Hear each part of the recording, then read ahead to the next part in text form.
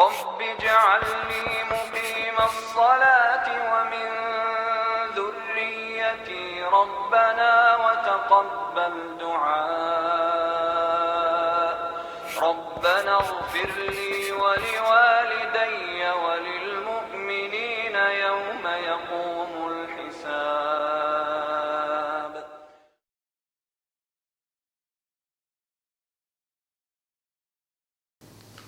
Assalamualaikum warahmatullahi wabarakatuh. Innal hamdalillah nahmaduhu wa nasta'inuhu wa nastaghfiruh wa na'udzu billahi min shururi anfusina wa sayyiati a'malina. May yahdihillahu fahuwal muhtadi wa may yudlil falan tajida lahu waliyyan mursyida.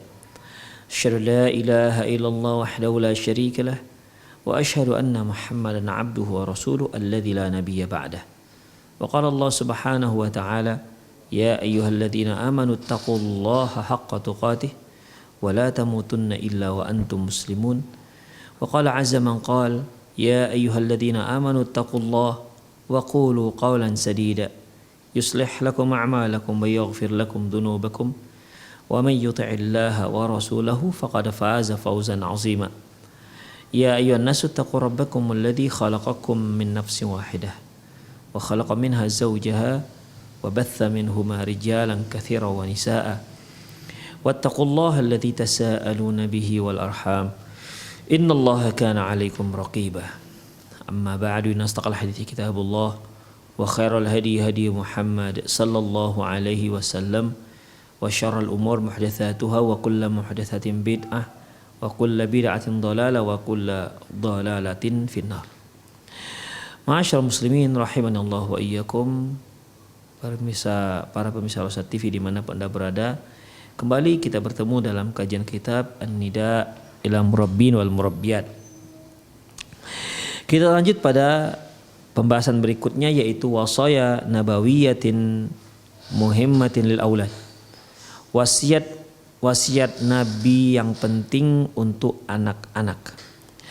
Alal murabbi wal murabbiyati sawa'un kana mudarrisan aw mudarrisatan aw mualliman aw muallimatan aw aban aw umman ay yu'allimal aulad hadhil wasaya nafi'ah lahum. Hendaklah bagi guru, hendaklah bagi semua guru, apakah dia guru laki atau perempuan atau ayah atau ibu, hendaklah mereka mengajarkan anak-anaknya wasiat yang bermanfaat berikut. Yaktubuha lahum 'alal lawh. Mereka tuliskan di papan tulis misalnya. Liyaktubuha fi dafatirihim. Agar mereka tulis di buku-buku mereka. Liyahfadhuha, sehingga mereka bisa menghafalnya. Thumma yashrahha lahum, kemudian berikan penjelasan kepada mereka terhadap hadis ini, jelaskan kepada mereka hadis ini. Wa qad warad fi hadisin sahih hadan nasuh, sebagaimana yang tercantum dalam hadis sahih. An Ibnu Abbas radhiyallahu anhuma, dari Ibnu Abbas radhiyallahu anhuma qala, dia berkata, kuntu khalfan Nabi sallallahu alaihi wasallam, ketika aku dibonceng Nabi sallallahu alaihi wasallam yauman, di suatu hari, faqala li, beliau berkata kepadaku, ini di saat Rasulullah sallallahu alaihi wasallam membonceng Ibnu Abbas radhiyallahu anhu di belakang beliau. Ibnu Abbas pada waktu itu masih sangat kecil, masih belia usianya. Dia berkata kepada Ibnu Abbas, ya gulam, wahai bocah, inni u'allimuka kalimat, aku akan ajarkan kepadamu beberapa kalimat. Satu, ihfazillah yahfazuka, jagalah Allah, niscaya Allah akan menjagamu. Jagalah Allah, niscaya Allah akan menjagamu.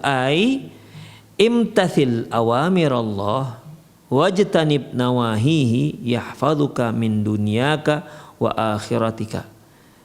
Artinya adalah laksanakan perintah Allah, jauhkan larangan Allah, niscaya hal itu akan menjaga kehidupanmu dunia dan akhirat. Jadi di sini ikhwah rahimanallahu wa iyyakum bukan berarti ihfazillah yahfazuka, jagalah Allah niscaya dia akan menjagamu. Artinya Allah harus kita jaga, Allah butuh dijaga. Enggak ikhwah. Ya. Yang dimaksud beliau sallallahu alaihi wasallam jagalah Allah, maksudnya bukan kita menjaga Allah sebagaimana kita menjaga rumah, sebagaimana kita menjaga harta kita, bukan. Ya. Jagalah Allah artinya jagalah perintah-perintah Allah, jagalah aturan-aturan Allah.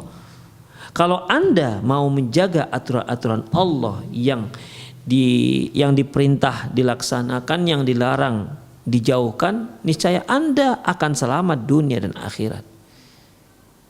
Hal ini sama seperti intan surullaha yansurkum. Nah, demikian ikhwah.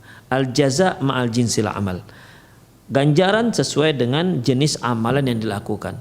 Ihfazillah yahfazuka. Jagalah Allah, Allah akan menjagamu.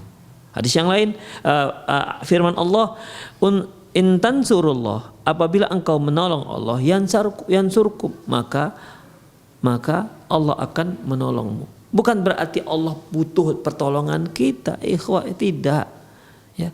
Allah Subhanahu wa taala tidak butuh pertolongan kita.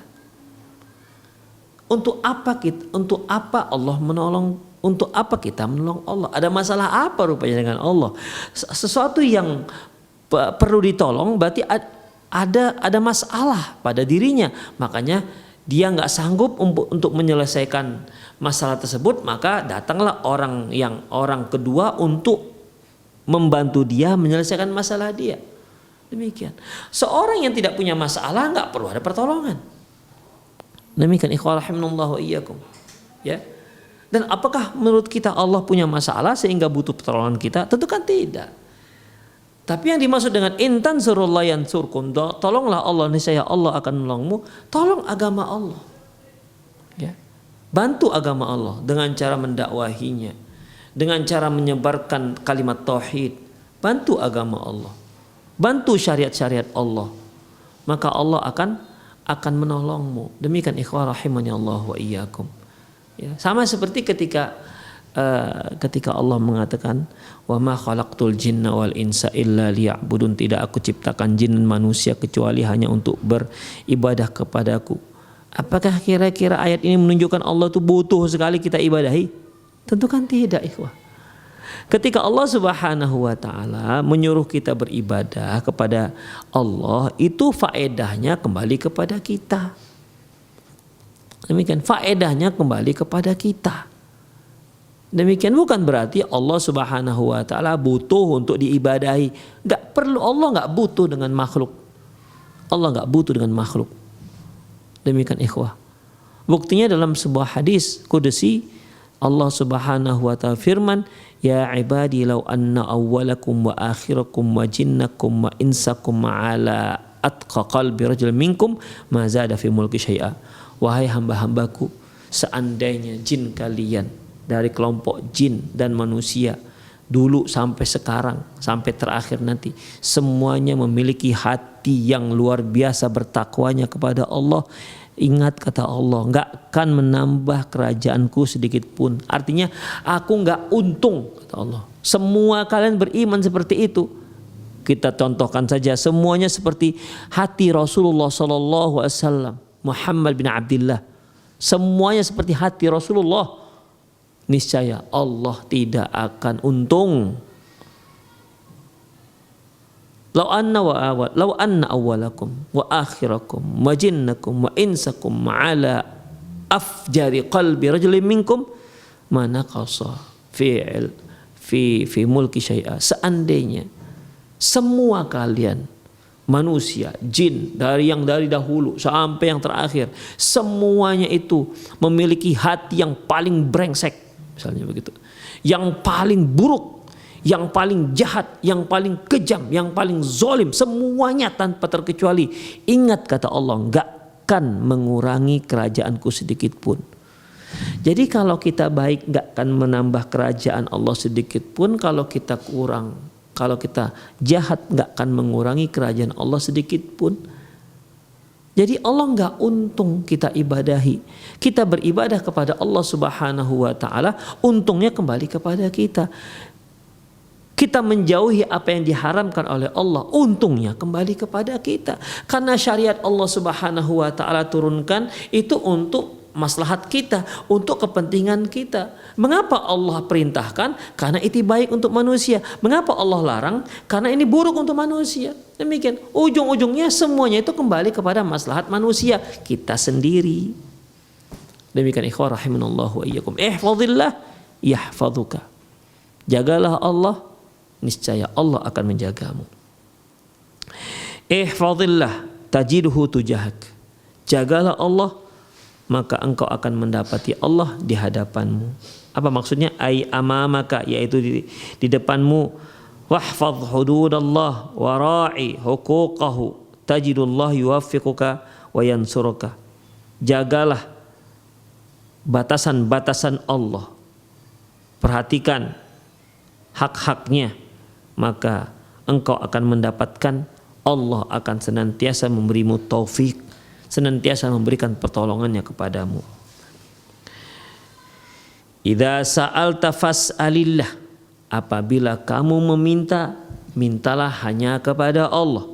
Wa idza sta'anta fasta'in billah, apabila engkau mohon pertolongan, maka mohonlah pertolongan kepada Allah Subhanahu wa ta'ala. Ai idza talabtal i'anata ala amrin min umurid dunya wal akhirah, apabila engkau ingin meminta pertolongan untuk perkara-perkara dunia dan akhirat, fasta'in billah, mohonlah pertolongan kepada Allah. Wala siyama fil umuril lati la yaqdiru 'alaiha illallah wahdah, apalagi masalahnya adalah yang tidak mungkin dilakukan kecuali hanya Allah Subhanahu wa ta'ala. Tidak ada yang mampu melakukan kecuali hanya Allah Subhanahu wa ta'ala. Kasyifai maradin, seperti penyembuhan orang sakit. Demikian ikhwah. Ya, Nabi Ibrahim pernah berkata, wa idza maridtu fahuwa yashfin. Apabila aku sakit, dialah Allah yang menyembuhkanku. Jadi penyembuh yang hakiki adalah Allah Subhanahu wa ta'ala. Adapun obat yang kita konsumsi, suplemen yang kita makan, para ahli kedokteran yang kita mintai pendapatnya dan anjurannya serta sarannya, itu hanyalah perantara. Mereka tidak bisa menyembuhkan. Sehebat apapun mereka tidak bisa menyembuhkan. Penyembuh yang hakiki adalah Allah Subhanahu wa ta'ala. Tapi perginya kita ke dokter, kita diperiksa, dokter memeriksa apa yang sedang kita rasakan, penyakit apa yang sedang menimpa kita. Mereka lah yang tahu. Ini merupakan salah satu cara untuk meraih sebab. Karena Rasulullah katakan, tadawu, berobatlah kalian. Demikian. Tapi obat, dokter dan lain-lainnya itu tidak bisa menyembuhkan penyakit. Kalau kita lihat, ada si A ini adalah obat puyeng misalnya, obat pusing. Buktinya si obat A ini jika dikonsumsi oleh si B yang terkena sakit puyeng, pusing, bisa sembuh. Tapi kenapa ke si C nggak sembuh? Berarti kan memang bukan si A, bukan obat ini yang menyembuhkannya. Berapa banyak orang dengan dokter si B, dokter si A bisa sembuh, dokter si B nggak sembuh, nggak cocok. Sebenarnya yang menyembuhkan dokter apa enggak? Menyembuhkan itu si dokter A atau dokter si B sih? Enggak. Yang penyembuh yang hakiki adalah Allah Subhanahu wa ta'ala. Kita berupaya untuk mencari sebab. Kita berusaha untuk sembuh. Namun kesembuhan yang hakiki diberi dari Allah Subhanahu wa ta'ala. Makanya kita mohon kesembuhan pada Allah, bukan kepada dokter. Barang siapa yang mohon kesembuhan pada dokter, dia musyrik. Nggak dibolehkan. Dokter hanya perantara. Demikian ikhwah rahimanallahu wa iyyakum. Jadi kalau ada perkara-perkara yang memang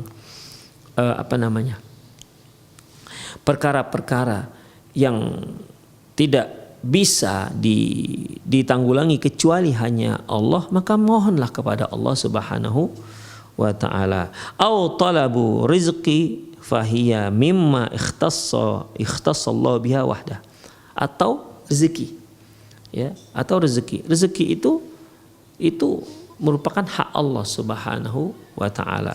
Kalau orang Indonesia bilang langkah, rezeki, pertemuan, maut itu merupakan hak Allah Subhanahu wa taala. Walaupun semua gerak-gerik kita itu semua merupakan hak Allah Subhanahu wa taala sesuai dengan kehendak Allah Subhanahu wa taala, karena Allah mengatakan wa ma tasyauna illa ayyasha Allah. Sesungguhnya tidaklah kalian berkehendak kecuali yang terjadi itu adalah hanya kehendak Allah Subhanahu wa taala. Demikian ikhwah rahimanallahu wa iyyakum. Jadi kita ajarkan kepada anak-anak kita jangan bermudah-mudah untuk minta tolong ke orang lain. Jangan. Ya. Pertama, kita harus ajarkan pada mereka supaya mohon pertolongan kepada Allah Subhanahu wa taala. Karena Allah lah yang bisa memberikan solusi yang tepat untuk kita. Makanya Allah katakan wa may yattaqillah yaj'al lahu makhraja. Barang siapa yang bertakwa kepada Allah, Allah akan beri dia jalan keluar. Wa yarzuquhu min haitsu la yahtasib, dan akan diberi rezeki dari arah yang tidak dia duga-duga. Begitulah ikhwah.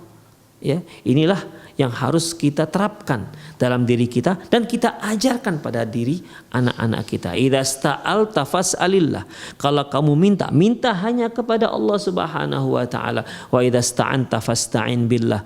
Apabila kamu minta pertolongan, minta juga hanya kepada Allah Subhanahu wa taala. Wa'lam annal ummata. Ketahuilah bahwasanya umat ini, suatu umat, law ijtama'at ala ayyam fa'uka bi syai' lam yanfa'uka bi illa bi syai'in qad katabahu Allahu lak. Ketahuilah apabila satu umat sepakat untuk memberimu suatu manfaat, maka mereka tidak akan mampu memberikan manfaat itu kepadamu kecuali apa yang telah Allah tuliskan untukmu. Seperti begini ikhwah. Penduduk kampung kita, sepakatlah penduduk kampung kita akan mengumpulkan uang dan akan memberikan kepada si fulan misalnya uang sebanyak 10 juta. Itulah dia, ya. Itulah kesepakatan, keputusan penduduk kampung akan memberikan penghargaan kepada si fulan dengan berupa uang tunai sejumlah sebanyak 10 juta. Maka ketahuilah bahwasanya 10 juta itu sampai kepada si fulan sebagai penghargaan uang cash itu dikarenakan sudah menjadi ketetapan Allah. Allah takdirkan. Seandainya Allah tak takdirkan itu, 10 juta ini yang sudah disepakati oleh penduduk kampung diberikan kepada si B, gak akan sampai kepada si B. Kalau Allah tidak takdirkan sampai kepada si B, ada saja penghalang-penghalangnya. Ya ada saja. Ya mungkin uangnya nggak cukup dikumpulkan lah, atau ketika mau diserahkan hilang lah, ada saja ikhwah. Ya ada saja.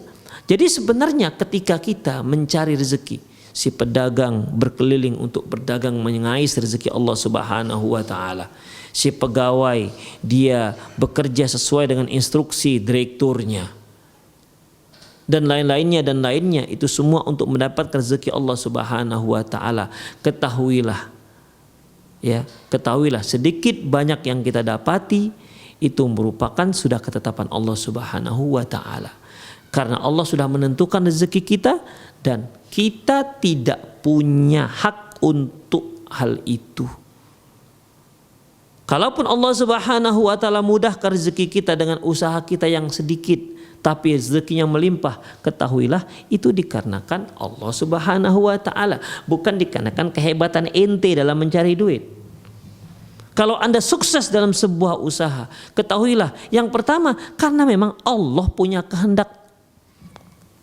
Allah menghendaki hal itu sehingga Allah mudahkan.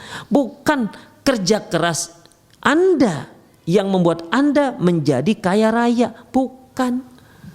Seandainya kerja keras itu membuat seorang menjadi kaya raya, berarti banyak orang sudah kaya raya. Mengapa demikian? Karena banyak yang sudah bekerja keras, tapi ternyata hasil kerja keras A berbeda dengan hasil kerja keras B. Hasil kerja keras B berbeda dengan si C. Mengapa beda-beda? Karena yang menentukan Allah, yang menetapkan Allah Subhanahu wa taala. Jadi kita sebagai hamba Allah Subhanahu wa taala, kita diperintahkan untuk usaha. Hasil itu di tangan Allah, bukan hak kita. Itu hak prerogatif Allah Subhanahu wa taala untuk memberikan banyak atau sedikit. Itulah ikhwah rahimanallah wa iyyakum. La wijtama'atil ummah ala ayyanfa'uka bisyai', untuk memberikan kamu manfaat, lam yanfa'uka bisyai' illa qad kataballahu lak, tidak akan mampu mereka sampaikan manfaat itu kecuali apa yang telah Allah takdirkan. Wa ini jatama'u ala ayyadurruka bisyai', apabila mereka sepakat untuk memudaratkanmu, untuk mencelakakanmu. Penduduk satu kampung, penduduk satu negeri sepakat untuk membunuhmu misalnya. Sepakat untuk melenyapkanmu dari muka bumi. Sepakat untuk membunuh karaktermu misalnya. Sepakat untuk mengusirmu dari kampungmu. Misalnya ya. Lam yadurruka illa bisyai'in qad katabahullahu alaika. Maka mereka nggak akan mampu mencelakakanmu. Mereka nggak akan mampu membunuhmu. Mereka nggak akan mampu menyelenyapkanmu. Mereka nggak akan mampu mengusirmu dari tempatmu kecuali apa yang telah Allah takdirkan atas dirimu. Begitu sebenarnya ikhwah. Ya, begitu sebenarnya.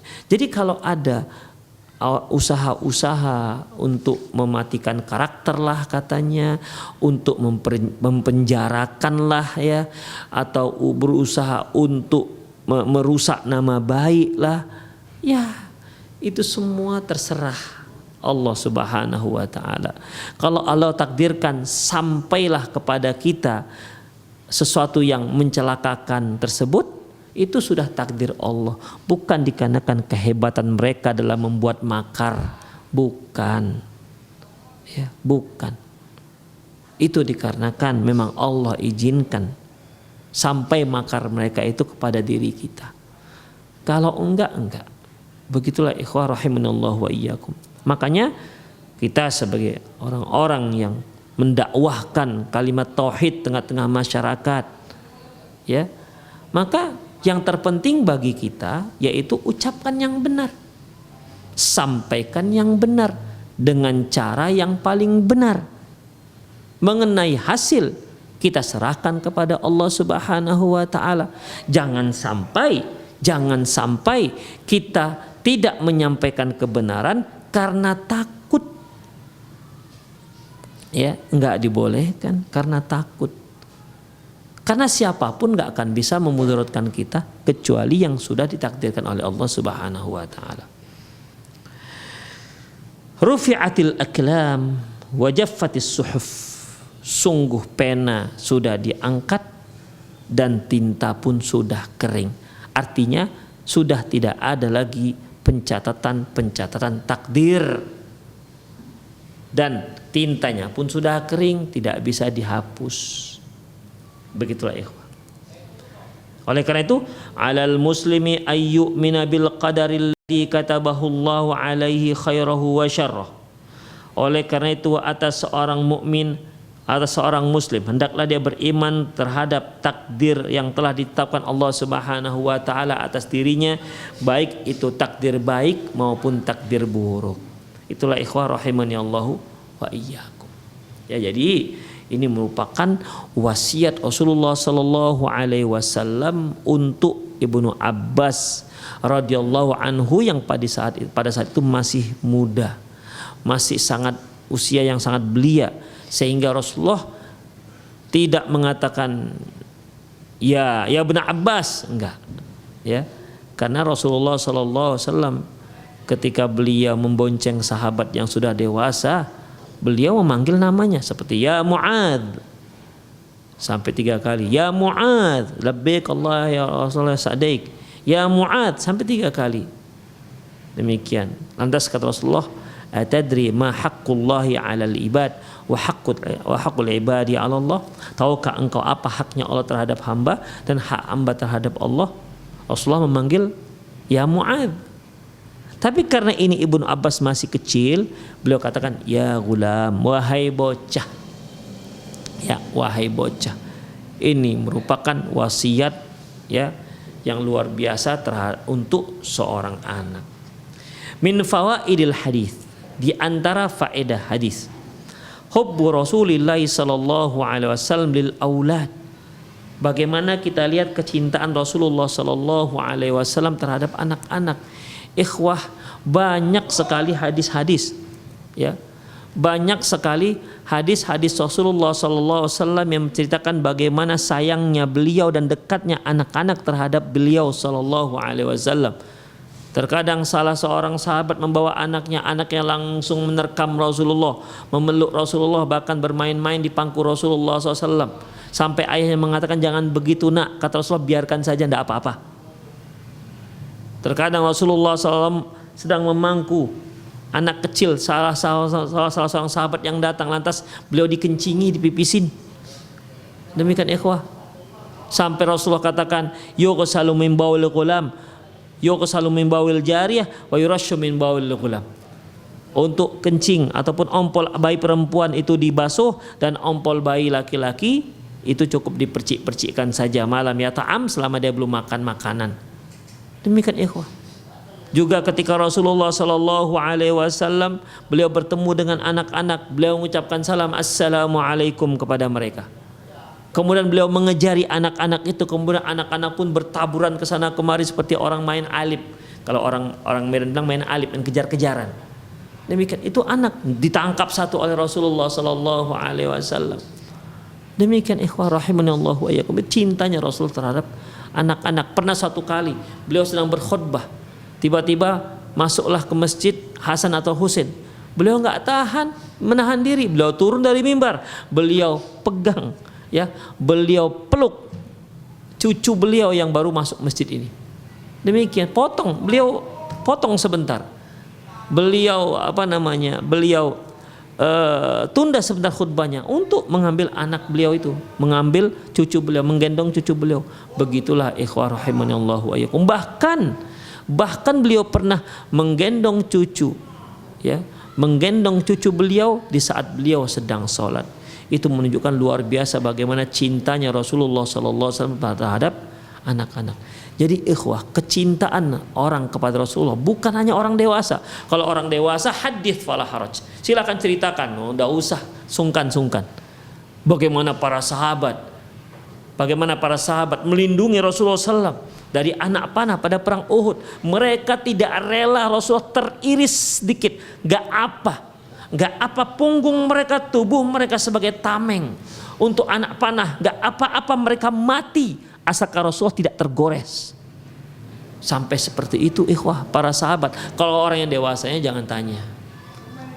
Tapi ternyata kecintaan terhadap Rasulullah SAW itu bukan orang dewasa saja, tapi ternyata juga anak-anak. Masya Allah, beliau betul-betul sebagai seorang yang panutan ya, primadona untuk semua kalangan. Kemudian wartikabu Ibnu Abbas khalfahu wa munadatihi ya gulam. Seperti demikian juga Rasulullah SAW membonceng Ibnu Abbas radhiyallahu anhu ya, dan beliau memanggil dengan kalimat ya gulam, wahai anak ya. Ini menunjukkan bagaimana cintanya beliau terhadap anak-anak. Yang kedua, amara al-atfala bi ta'atillah. Beliau memerintahkan anak-anak untuk mentaati Allah Subhanahu wa taala. Amrul atfali bi taatillah, perintah anak-anak untuk mentaati Allah, wa bti'adu an ma'asih, dan menjauhkannya dari maksiat. liyas'adu fid dunya wal akhirah, agar mereka bisa hidup sejahtera di dunia dan di akhirat. Demikian ikhwah rahimanallahu wa iyyakum. Dan di sini kan Allah katakan ihfazillah yahfazuka, ihfazillah tajiduhu tujak. Ini kan artinya perintah untuk anak-anak. Jadi sebenarnya ikhwah, kita walaupun seorang anak itu yang belum balik, belum mukallaf, belum dibebani suatu hukum syar'i, tapi mereka sudah bisa dilatih untuk melaksanakan perintah-perintah Allah Subhanahu wa taala. Seperti yang sudah dimaklumi, seperti perintah Rasulullah supaya anak yang 7 tahun salat, muru auladakum bis salati wa hum fi 10 sinin fi 7 sinin, perintahkan anak kalian salat di saat mereka sudah berusia 7 tahun. Demikian juga ketika dalam sebuah hadis Rubayyi binti Muawwidh, di mana dia mengatakan kunna nusawi musibyanana, kami mengajarkan anak-anak kami untuk berpuasa. Kami mengajarkan anak-anak kami untuk berpuasa. Coba bayangkan ikhwah, masih kecil. Ini agar mereka bisa terbiasa untuk melakukan ketaatan kepada Allah Subhanahu wa taala. Ini bukan ikhwah rahimanallahu wa iyyakum. Jadi oleh karena itu dalam masalah ini perlu kita ajarkan anak-anak kita syariat. Kita tuntun mereka agar mereka terbiasa untuk melakukan ketaatan kepada Allah Subhanahu wa taala, untuk menjauhkan apa yang diharamkan oleh Allah Subhanahu wa taala. Mungkin para pemirsa masih ingat di saat ada seorang bocah perempuan yang ingin menjangkau makanan, lantas dipegang tangannya oleh Rasulullah sallallahu alaihi wasallam. Lantas Rasulullah suruh dia untuk mengucapkan bismillah. Apa kata beliau? Sungguh aku menangkap tangannya dan tangan setan ku tangkap. Jadi setan itu ingin menyantap makanan melalui tangan si bocah perempuan ini, karena dia makan tak pakai bismillah, namun ditangkap oleh Rasulullah SAW. Beliau nasihati anak-anak. Apa nasihatnya? Ya gulam, wahai bocah, samillah, makalah kamu dengan nama Allah, ucapkan bismillah. Waqul biyaminik, makalah dengan tangan kananmu. Waqul mimma yalik, makalah dari makanan yang ada di dekatmu. Ini perintah dari Rasulullah SAW untuk anak-anak, menunjukkan bahwasanya syariat itu sudah mulai dibiasakan. Anak-anak sudah mulai dilatih untuk taat kepada Allah dan untuk menjauhkan larangan Allah. Untuk anak-anak perempuan dari kecil sudah bisa dibiasakan mereka untuk menutup auratnya. Dari kecil sudah dibiasakan mereka untuk memakai jilbab. Dibiasakan mereka untuk memakai jilbab. Demikian ikhwah, a'azinallahu wa iyyakum. Supaya apa? Supaya mereka terbiasa untuk mentaati Allah Subhanahu wa taala. Nomor 3, annallah yunjil mu'mina 'inda syada'id. Bahwasanya Allah Subhanahu wa taala akan menyelamatkan orang-orang mukmin dari berbagai kesulitan. Idza adda haqqallah, apabila mereka melaksanakan haknya Allah. Wa haqqun nas indar rakha, dan juga haknya manusia ketika dia dalam keadaan lapang, wasihah wal ghina, ketika dia dalam keadaan lapang, dalam keadaan sehat, dan dalam keadaan berkecukupan. Artinya ikhwah, di saat seorang itu dalam keadaan lapang, maka laksanakanlah semua hak-hak Allah Subhanahu wa taala. Demikian juga hak-hak manusia.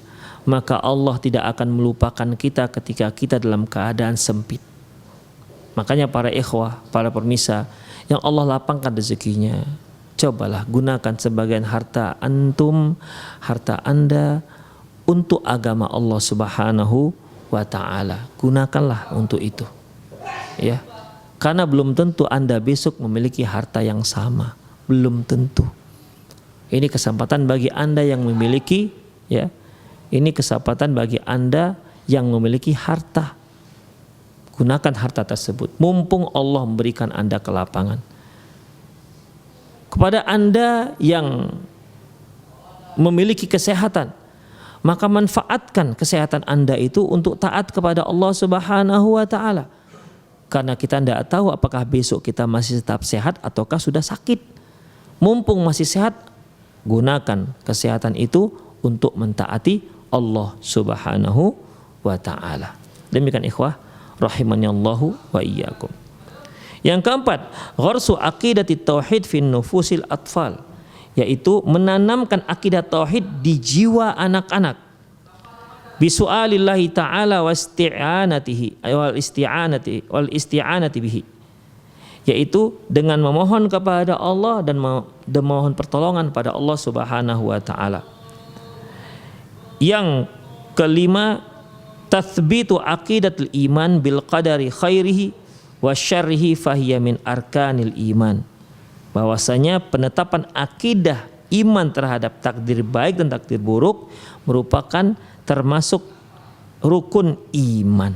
Sebagaimana yang kita ketahui bahwasanya rukun iman itu ada 6, ya. Maka salah satunya yaitu al-imanu biqadarihi syarri wa khairi wa syarri, yaitu beriman terhadap takdir Allah yang baik dan yang buruk. Yang keenam, tarbiyatut tifli ala tafauli liyastaqbil hayat bisyuja'ati wal amali.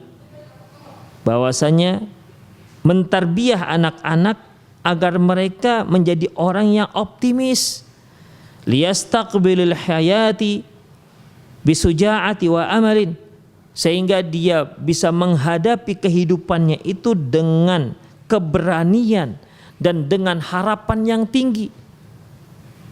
Ya. Jangan takut, jangan menjadi orang-orang yang takut menyelesaikan masalah, takut dapat masalah. Di sini Rasulullah mengatakan la wijtama'atil umma ala ay yanfa'uka bi syai' la yanfa'uka lam yanfa'uka bi syai' illa qad kataballahu lak. Walau ijtama'u ala ay yadurruka bi syai' lam yadurruka illa bi syai'in qad katabahu Allah alaik. Jadi kalau semua orang nggak bisa memberikan manfaat dan faedah kecuali apa, memberikan manfaat ataupun memberikan mudarat kepada seorang kecuali apa yang telah ditakdirkan oleh Allah Subhanahu wa taala, apa yang harus ditakuti lagi ikhwah? Jadi dengan ini Rasulullah SAW ingin menanamkan keberanian, syuja'ah, agar si anak ini menjadi pahlawan, menjadi orang-orang pemberani, bukan orang-orang penakut, takut menghadapi masalah, takut ini, takut itu.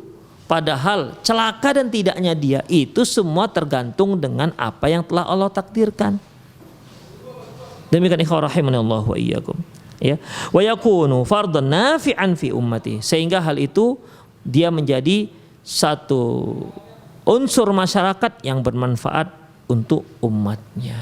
Demikian ikhwah rahimanallahu wa iyyakum. Selesai terkait dengan masalah wasiat Nabi sallallahu alaihi wasallam untuk anak-anak. Baik ikhwah, untuk sore hari ini kita cukupkan dulu kajian kita ya. Nanti tanya jawab kita tunda untuk besok insyaallah. Baik.